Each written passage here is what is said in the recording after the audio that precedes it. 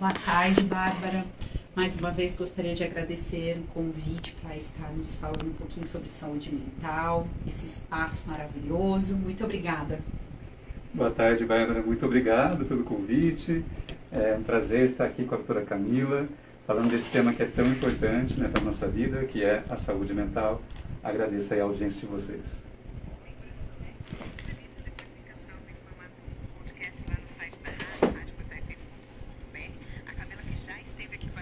Outras entrevistas, vocês podem conferir também, né, essas outras entrevistas, bate-papos também super relevantes aqui, tá bom, gente? Bom, e eu fiquei sabendo que tem um janeiro branco, né? Qual que é a ideia da campanha, gente? A campanha foi criada em 2014 por psicólogos mineiros e a ideia é fazer um planejamento, né? Normalmente em janeiro a gente se organiza, né, para planejar as ações do ano, né? E a ideia, a proposta da campanha é incluir saúde mental nesse planejamento, o que nem sempre é feito, né, doutora? Sim, nem sempre. Às vezes a gente coloca planos, né, na nossa vida, né? Ah, eu quero atingir tal meta esse ano, mas esquece de cuidar da saúde, principalmente da saúde mental. Então, o intuito de ser janeiro branco, janeiro, porque é o primeiro mês do ano, é o ano que normalmente temos os nossos planejamentos e metas, e branco porque o branco representa tranquilidade, paz, né, e saúde. Então, por isso o nome. Começa aí, né, o ano já pensando aí nesse bem-estar também muito importante, que é a saúde mental. E o que é a saúde mental e qual a importância do cuidado? A saúde mental não é a ausência apenas de doenças psicológicas, né? A saúde mental é todo o meio que vivemos, nossas relações interpessoais, o ambiente em que convivemos, né?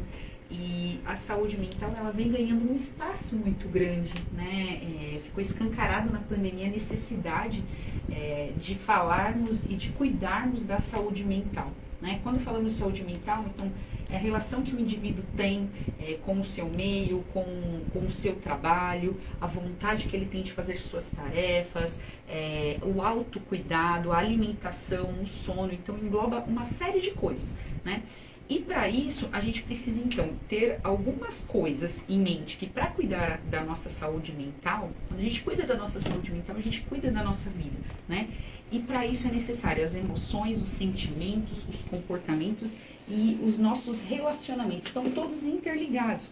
Quando eu não estou bem, né, eu demonstro através das minhas emoções, dos meus sentimentos de que eu não estou bem. E isso interfere no meu comportamento, né? E também no meu relacionamento. Então, cuidar da minha saúde mental também interfere nos meus relacionamentos e em meu meio, né?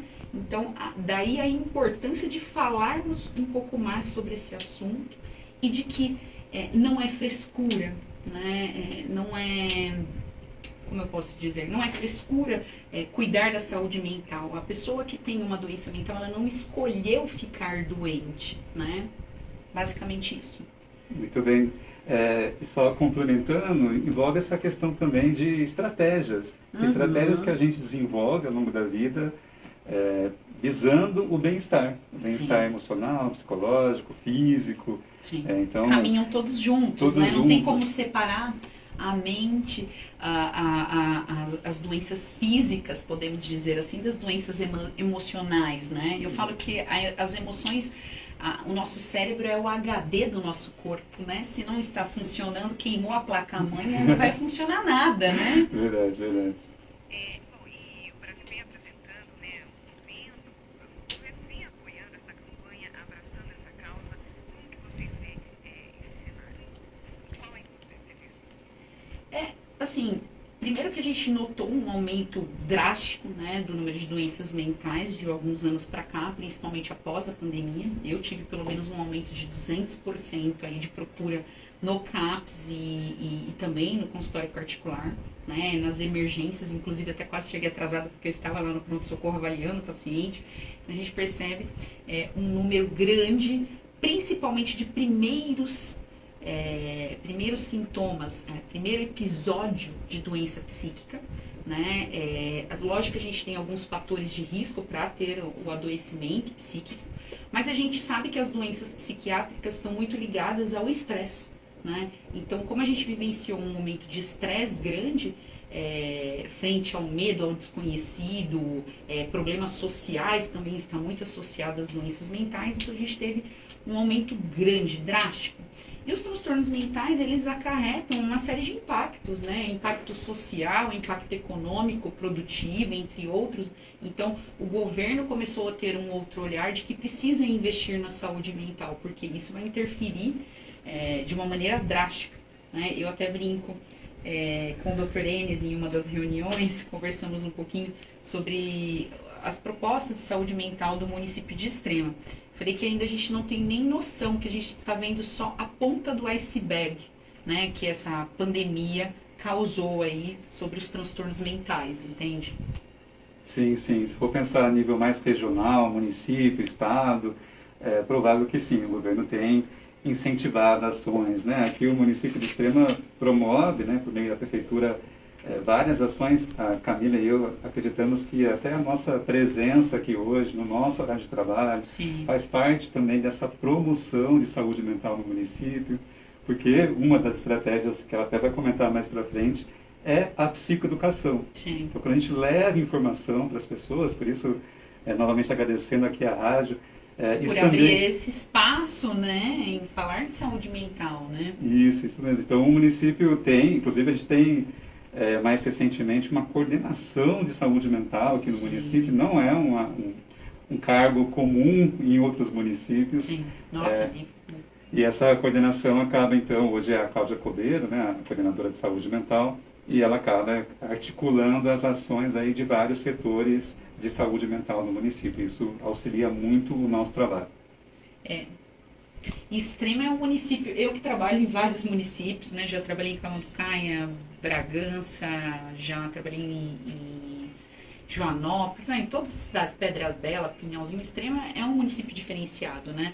E eu quero dar os parabéns ao prefeito, à Cláudia, ao Dr. Enes, por investirem na saúde mental, por estar tendo essa visão da necessidade de cuidarmos dos nossos extremenses, né? Esse espaço aqui hoje, pra gente, é um ganho muito grande, é um investimento. A psicoeducação é fundamental.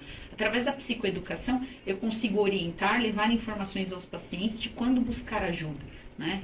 E eu acho que hoje o intuito não é só falar do janeiro branco, mas quando eu devo buscar ajuda? Doutora, qual a diferença entre uma depressão e uma tristeza? Onde eu busco ajuda? Eu devo tomar medicação? Quebrar tabus sobre a psiquiatria, né? A psiquiatria não é apenas para loucos, não, né? Nós podemos notar que, podemos levar em consideração que são 300 mil pessoas no mundo que têm depressão. 300 né? milhões. Milhões, falei mil, falei errado. Milhões de pessoas no mundo que têm depressão. Então, assim, vai ser a doença que mais vai incapacitar os seres humanos. Né? Então, a gente está falando de uma doença que atinge 70% quase dos brasileiros. Em algum momento da sua vida você vai ter depressão. Entende? Então, não é uma doença que é só de rico, que escolhe sexo, que escolhe classe econômica. Não. Né? A gente vai falar um pouquinho mais detalhadamente sobre isso. Mas só para a gente ter noção de que isso é muito mais comum do que a gente imagina. E às vezes a gente acostuma levar a nossa vida achando que aquela dificuldade de se concentrar, aquela falta de prazer, que tudo que você faz parece um sacrifício enorme, na verdade às vezes você pode estar adoecido. E aí a gente vai detalhar um pouquinho mais, né, Diego? Acho que esse é o intuito. Excelente, excelente.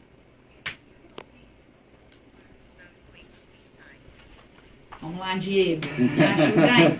Ó, então eu trouxe alguns dados. Então, a depressão ela atinge 300 milhões de pessoas no mundo.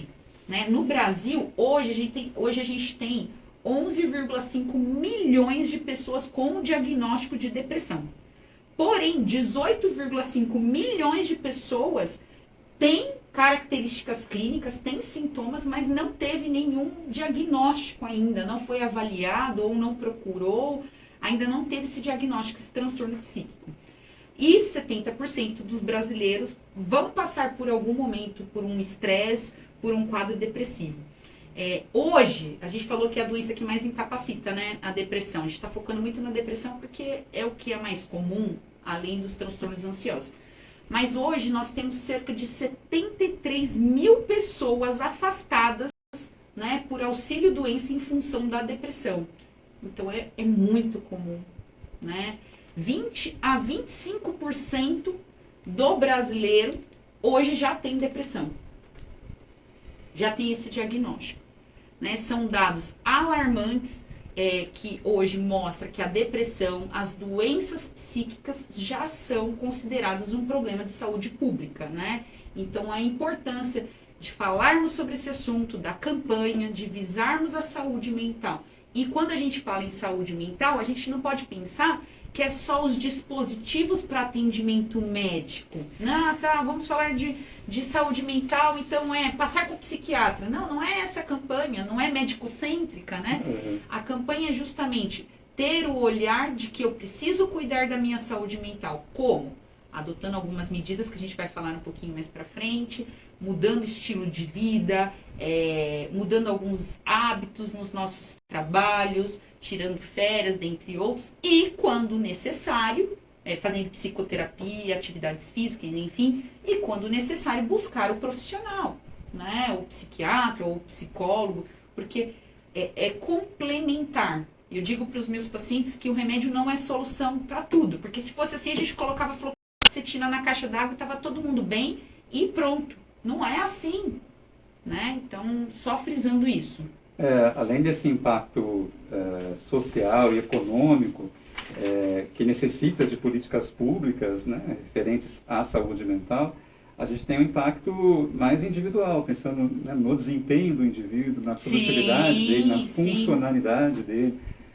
Então, né, e na questão ali do relacionamento social. Interpessoal, né, nos seus relacionamentos, como a gente vê lá no CAPS. Então, são pacientes que começam a ter conflitos na sua casa, conflitos conjugais, né?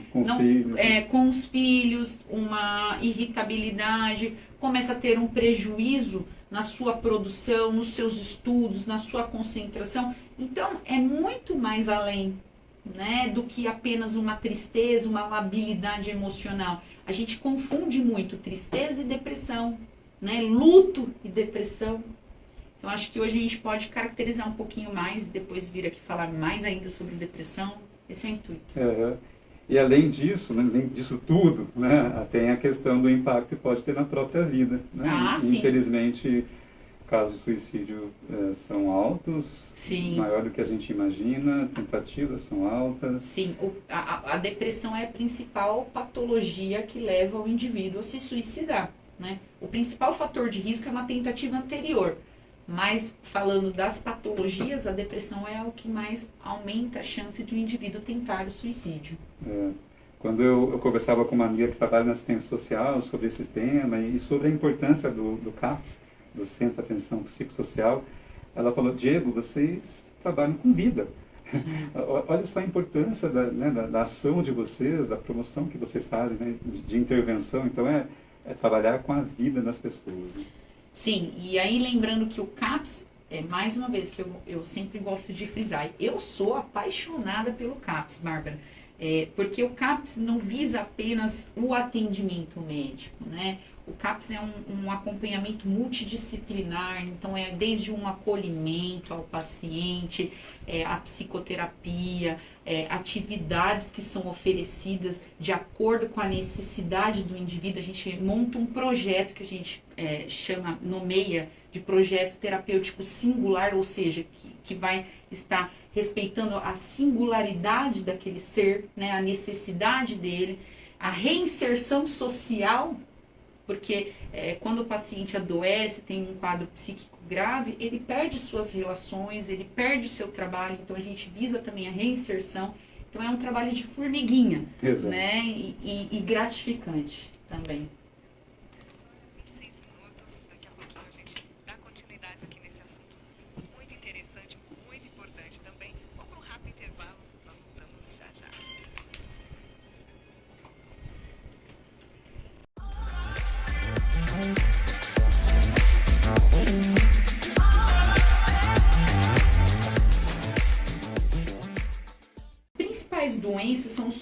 de humor, né? A depressão, os transtornos ansiosos. Dentre os transtornos ansiosos, nós temos algumas divisões, né? Que seriam o pânico, o estresse pós-traumático, as fobias, o toque, o transtorno de ansiedade generalizada. Temos também o burnout, apesar de não entrar ainda no CID-10, né? Temos alguns estresses, que é o burnout nada mais é do que estresse causado pelo excesso de trabalho. Temos o estresse ocupacional, o transtorno afetivo bipolar e a esquizofrenia. Mas o que mais prevalece são os transtornos de humor.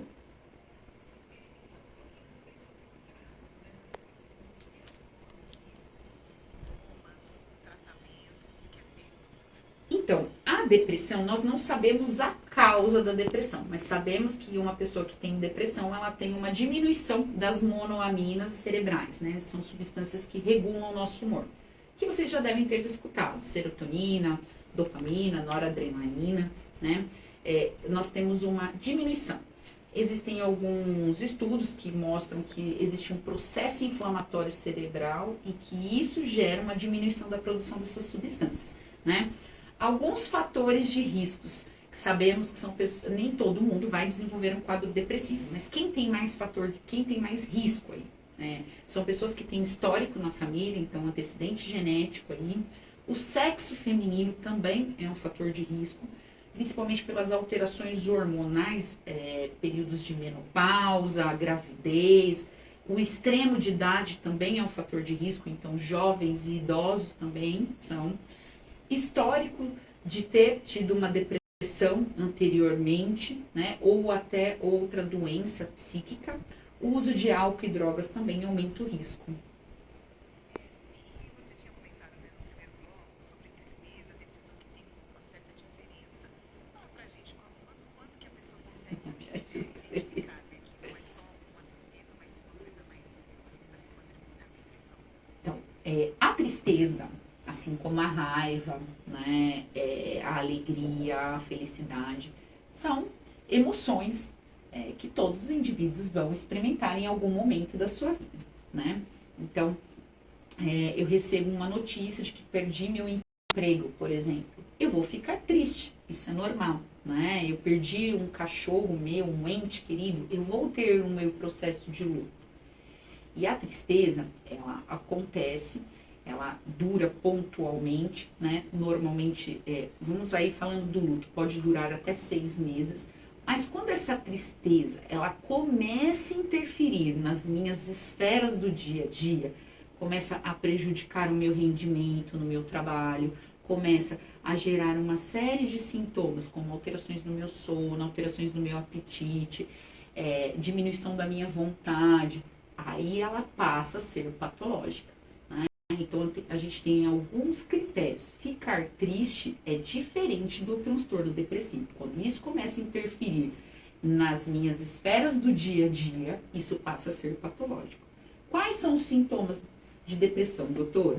Tristeza, choro fácil, uma falta de vontade ou de ver prazer nas atividades que rotineiramente realizava ali, falta de vontade, um desânimo, o isolamento social, que é ficar o tempo todo na casa, não quer ver pessoas, ficar o tempo todo na cama, pensamentos de ruína, de que algo ruim vai acontecer, né? Sentimentos de culpa também é muito comum, pensamentos de morte também é muito comum, o sintoma que a gente fala que é a menosvalia, um sentimento de que eu não tenho valor, né? Também é muito comum. O autocuidado desse paciente passa a ficar prejudicado, então ele não tem vontade de se arrumar, não tem vontade de tomar banho, né? Não quer sair de casa. Alterações do apetite, aí pode ser tanto para mais quanto para menos, né? Irritabilidade, oscilação de humor, dificuldade na atenção, na memória, o paciente fica um pouco mais lentificado, uma perda da energia também e alterações no sono, tanto para mais quanto para menos. Tá?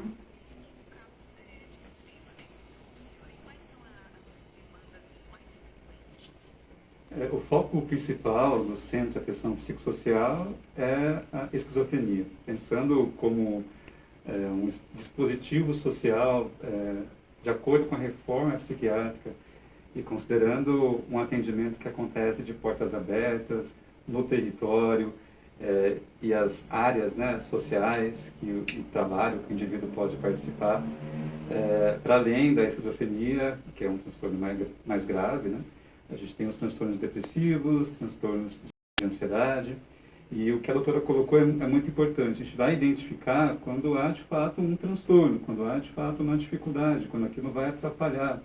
Eu gosto de descrever, diferenciando depressão de tristeza, que depressão passa a ser um sentimento, e aí envolve também os pensamentos, né? Principalmente esses pensamentos ruminativos.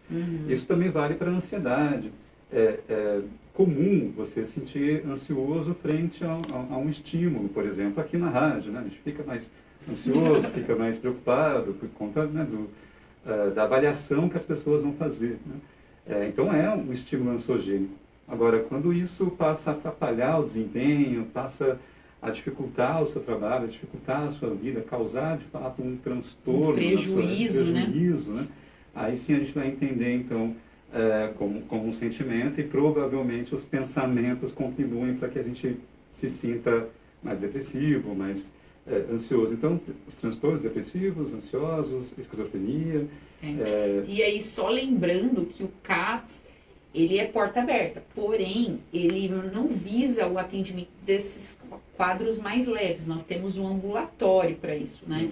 O CAPS visa os transtornos mentais graves. Eu sempre brinco, né, que o CAPS é como se fosse a UTI psiquiátrica, né? Então, como não tem fila de espera, sempre tem um plantonista que vai estar te acolhendo, ele vai dar o primeiro suporte, vai estar te atendendo, identificando sua necessidade, vendo se você é CAPS ou não, se não vai direcionar o serviço que é mais indicado.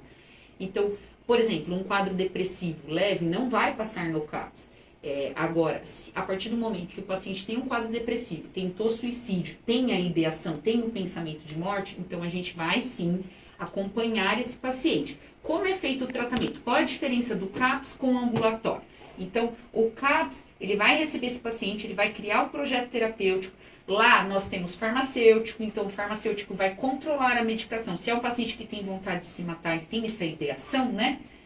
Nós vamos controlar a medicação. Então, tá grave, nós vamos entrar em contato com a família, nós vamos dar essa medicação diariamente, rever esse paciente diariamente, tanto com o psiquiatra quanto com o psicólogo, vai colocar esse paciente numa terapia adequada, terapia voltada um grupo depressivo, terapia individual, vai colocar ele na TO, que é a terapia ocupacional, fazendo artesanato. Então, são todas essas terapias comprovadas que são essenciais para o tratamento desse paciente. Então, é diferente, a gente tem um olhar mais intensivo desse paciente. A partir do momento que eu compenso esse quadro depressivo, que tinha ideação, ele melhora, nós vamos diminuindo o projeto terapêutico desse paciente, fazendo um desmame dele. Então, ele ia todos os dias, ele passa aí 2 vezes na semana, depois ele passa 1 vez por semana, depois 1 vez por semana, 1 vez a cada 15 dias, até eu dar alta. Então, existe um fluxo hoje da saúde mental. Então, ele melhorou, ele está estabilizado, mas ele ainda não teve alta do tratamento psiquiátrico, eu vou encaminhar esse paciente para um ambulatório de psiquiatria ou para o PSF. Então, nem tudo é atendido no CAPS. O CAPS é uma UTI. Então, por isso que o Diego respondeu que um dos transtornos mais importantes e que devem ser atendidos no CAPS é a esquizofrenia, sim, assim como o transtorno afetivo bipolar e casos graves. Transtornos mentais graves são no CAPS, crises CAPS também, e aí com o apoio do pronto-socorro, tá? E aí, quando a gente compensa esse paciente, ele vai para o ambulatório. Então, temos vários dispositivos de saúde mental hoje em extrema. Temos o pronto-socorro, que vai receber, por exemplo, um paciente que foi lá e tomou todas as suas medicações, ele não vai passar no CAPS inicialmente, ele vai passar no pronto-socorro, vai ser compensado da sua parte clínica e depois ele vai passar no CAPS. Então, tem toda uma dinâmica. Mas, de qualquer forma, se você, ouvinte, está em dúvida, não sabe qual serviço procurar, pode procurar o CAPS. Nós vamos te acolher, nós vamos te orientar e também te direcionar para o serviço correto, tá? Então, às vezes os pacientes falam, eu fui lá no CAPS, doutora, me manda lá no Instagram, mas vocês não me atenderam. Não, não é isso. É porque precisa direcionar para o serviço certo. Então, são esses transtornos que o Diego falou que são os mais comuns e que devem ficar no CAPS. Mas tem outros transtornos, e aí quando são quadros leves, a gente vai encaminhar para o ambulatório. Isso mesmo.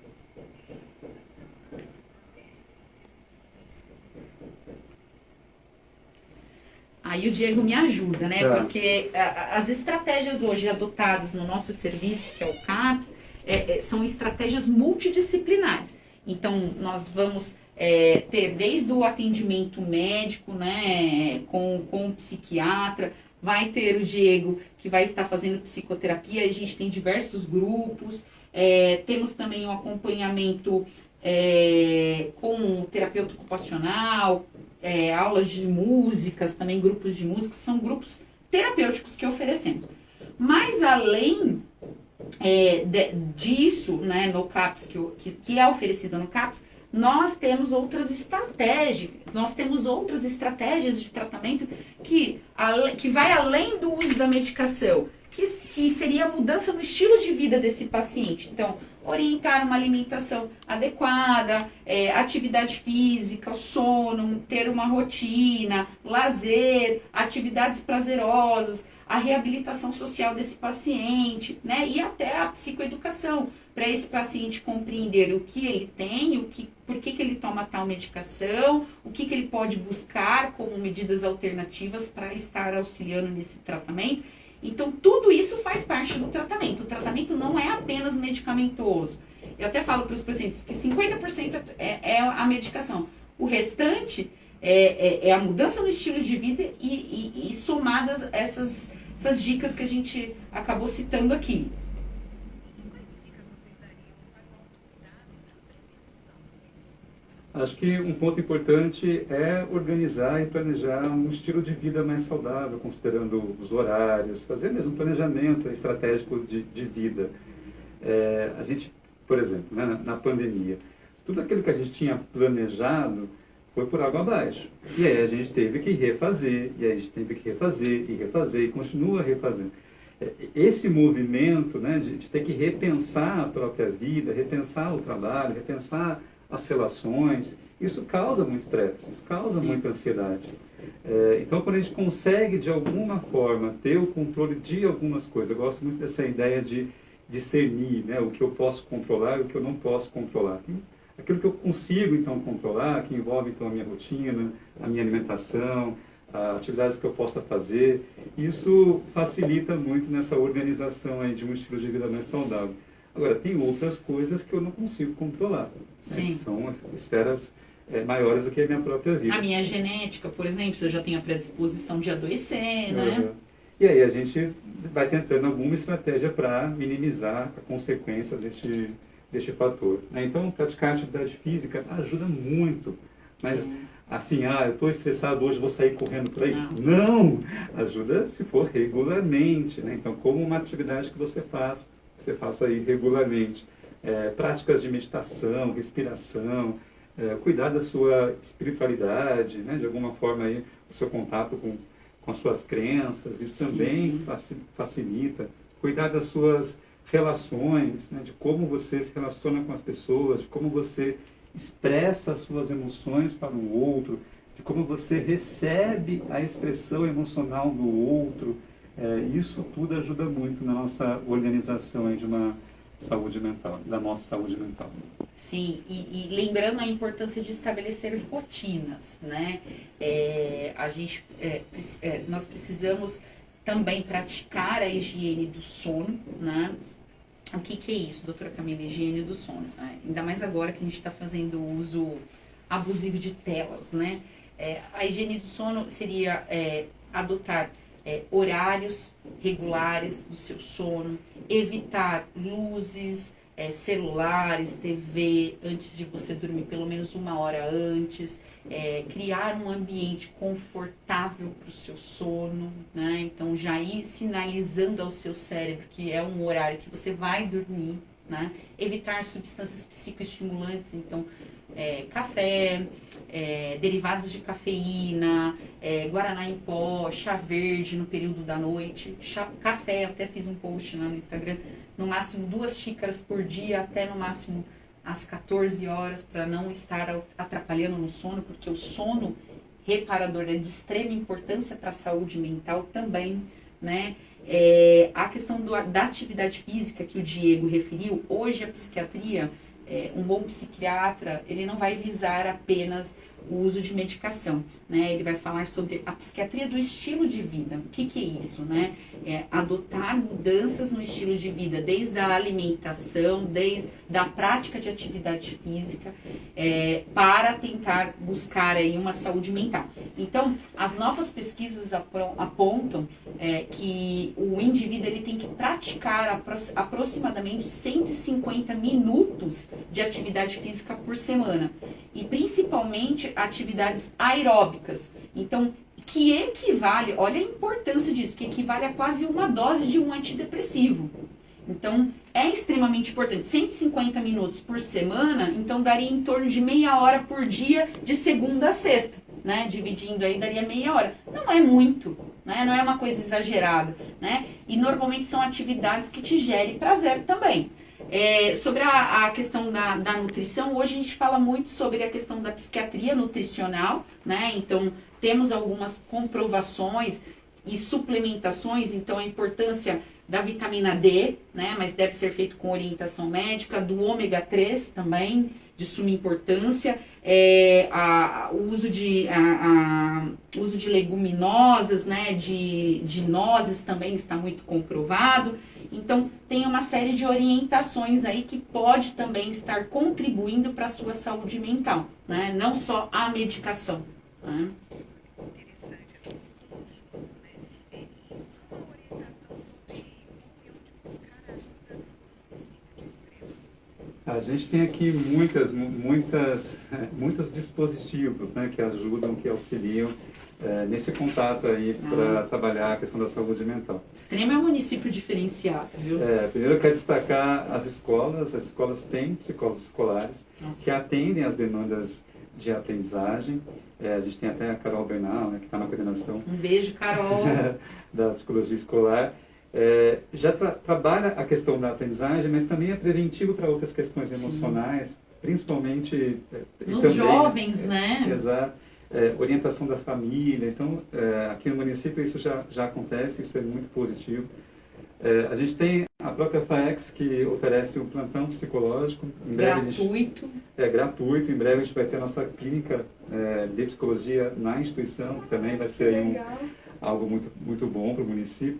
Mas, inicialmente, qual que é o caminho, né? Você procurar o seu PSF do seu bairro. Nós temos o Núcleo de Apoio à Saúde Mental, o NASF, aqui no município. Sim. Então, as psicólogas vão nos PSFs, fazem essa orientação, fazem essa triagem.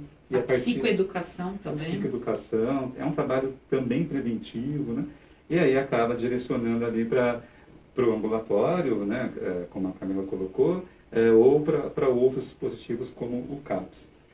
O CAPS aceita demandas espontâneas, né? Se você está num momento muito complicado, em crise, como a Camila também mencionou, é possível ir ao CAPS e a gente tem a política de portas abertas, então sempre vai ter ali um profissional para acolher e direcionar ali o seu tratamento. Então, eu acredito que no município a gente tem muitos E tem um matriciamento também, né, exato. Que é feito com o Dr. Oscar e a equipe do NASF ali, que visa o acompanhamento dos nossos jovens, né, nos PSFs. Em breve teremos um núcleo, provavelmente, aí, da infância e adolescência. A gente teve um aumento muito expressivo de doenças mentais nessa faixa etária. E eu acho que vai ser um ganho para a nossa saúde mental. A Cláudia está lutando aí juntamente com o Diego para essa conquista. Mas Extrema é um município diferenciado. Eu sei porque eu já trabalhei em diversos municípios, porque a gente tem um respaldo muito grande, né? Desde o acompanhamento, que nem eu acabei de vir do pronto-socorro. Então, o paciente deu entrada com uma tentativa de suicídio, o pronto-socorro já entra em contato comigo, eu vou lá, já acolho esse paciente, a gente já cria uma rede de apoio para esse paciente, já aciona assistência social se ele não tem uma continência familiar, encaminha para o CAPS, mantém ele internado. Em breve, se Deus quiser, a gente também vai conseguir um leito de retaguarda, né? e até o CAPS AD, mas eu que já estou aqui há 8 anos no município, eu vejo que tivemos um crescimento muito grande e expressivo no município de Extrema. E graças a Deus, porque Extrema conseguiu dar conta, né, fez sua tarefa de casa aí durante o período de pandemia. Sim, sim, verdade. Bom, e para finalizar o nosso bate-papo de hoje, eu vou para vocês deixarem uma mensagem para todos os ouvintes, momento livre aí para vocês. Olha, se eu puder deixar alguma mensagem, né, alguma dica, se cabe a mim nesse papel, seria cuida das suas emoções. A gente pode muito facilmente ser atropelado pelas coisas que acontecem na nossa vida. Se a gente não tomar conta daquilo que a gente está sentindo, tomar conta significa ser consciente, se expressar, verbalizar, de alguma forma conversar com alguém, conversar com uma pessoa que você tenha confiança, como por exemplo um psicólogo. Eu faço terapia já há muito tempo e sou um defensor da psicoterapia, porque de fato é um momento que eu tenho semanal ali, 50 minutos para poder É o seu parar. momento, né? Eu paro e olho para as minhas emoções, para os meus pensamentos, para os meus sentimentos. E eu sinto que se eu não fizer isso, eu vou ser atropelado por muitas demandas, algumas minhas, algumas de outras pessoas, do trabalho, da vida, né? E eu não vou conseguir dar conta. Então, eu dou essa dica para cuidar da sua saúde emocional e, se for possível, fazer psicoterapia. Bom, o Diego falou muito bem aqui, né? Só quero complementar. Cuidar da sua saúde mental é cuidar da sua vida, é um investimento. Muitas pessoas se referem, doutora, mas eu não tenho tempo, eu não tenho dinheiro. Não, tente se dedicar. Você tem tempo sim, temos vários dispositivos que você pode procurar gratuitamente. Não tenha vergonha, vamos quebrar um pouco o tabu de que quem busca ajuda, quem está passando por uma depressão é louco, quem passa por psiquiatra ou é frescura, é falta de Deus. Não, isso é um mito, tá? Como a gente conversou um pouquinho antes aí, é mais comum do que você imagina, e a saúde mental, ela vai muito mais além do que simplesmente tomar uma medicação, tá? Quem precisar, eu estou à disposição, eu tenho meu Instagram, estou no CAPS de quarta, quinta e sexta, o Diego está todos os dias, de segunda a sexta, das 8 às 17 horas. Podem nos procurar, se não for um caso de CAPS, nós vamos direcionar vocês e será uma honra acolhê-los. Tá aí, gente, a médica psiquiatra doutora Camila Molina e também o psicólogo doutor Diego Vinícius. Eu agradeço demais a participação de vocês aqui. Eu que agradeço, Bárbara. Eu queria mandar um beijo pro pessoal do CAPS, queria mandar um beijo pra Sheila, pro Johnny, que tem um monte de gente aqui, olha, participando na live, pra Dayana, e um monte de gente. O Dr. Gustavo Livotti também tá aqui nos assistindo, a Adriana, todo mundo. Nelson do CAPS também mandou um beijo pra você, Bárbara. Eu também quero agradecer o espaço, muito obrigado aí por nos ajudar nessa empreitada de promoção de saúde mental.